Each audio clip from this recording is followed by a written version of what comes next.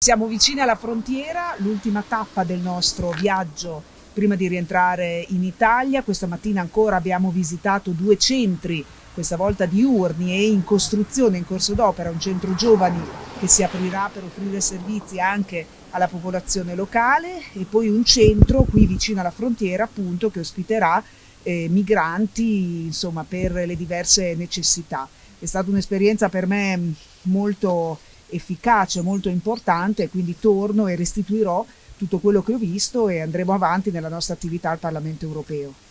Tante emozioni ovviamente che ci riportiamo dentro ancora una volta da questo viaggio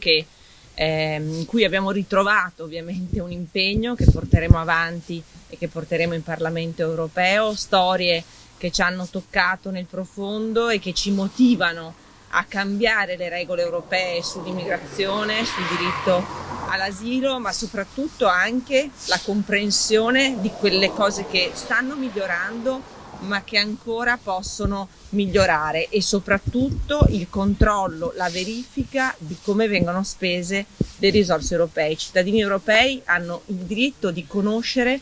come vengono spesi i soldi per questi luoghi, per questi paesi che danno disponibilità all'accoglienza ma che non possono restare evidentemente da soli. L'Europa deve aprire assolutamente canali d'accesso legali, corridoi umanitari per rompere questa dinamica di muri materiali e virtuali che fa sì che le persone rimangano intrappolate in logiche allucinanti.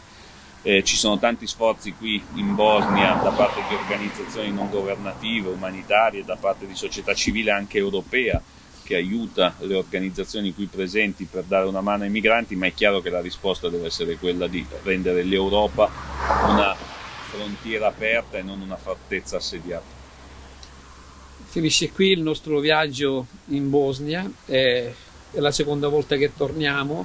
Devo dire che dal punto di vista logistico le cose stanno cambiando, si sta inaugurando il nuovo centro all'IPA, adesso siamo vicino al confine dove abbiamo visitato un centro che sarà un punto di ristoro per le persone che partono e che tentano il famoso game per andare in Europa. Sicuramente, ecco, da questo punto di vista non è cambiato nulla perché la gente continua a essere rimandata indietro, continua a essere picchiata, derubata, violentata e quindi da questo punto di vista ancora c'è da fare moltissimo e questo purtroppo, no, devo dire, lo deve fare l'Europa. L'Europa deve cambiare strategia, non può continuare a permettere tutto questo e quindi è necessario che possano essere messi in essere quei famosi corridoi umanitari e quei canali regolari per far arrivare queste persone in sicurezza e senza farle soffrire per come abbiamo visto in questi giorni.